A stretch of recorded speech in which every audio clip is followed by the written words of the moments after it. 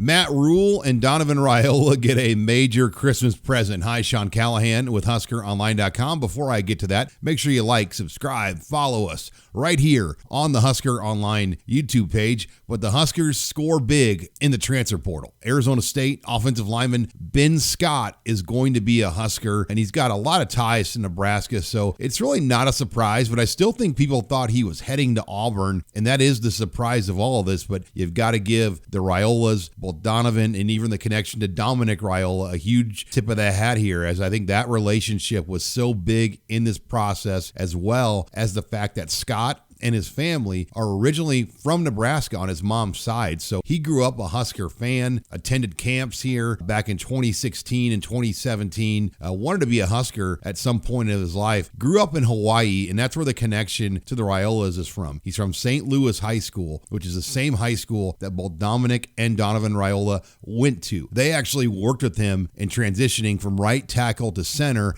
at Arizona State. He comes in with a lot of starting experience over his career.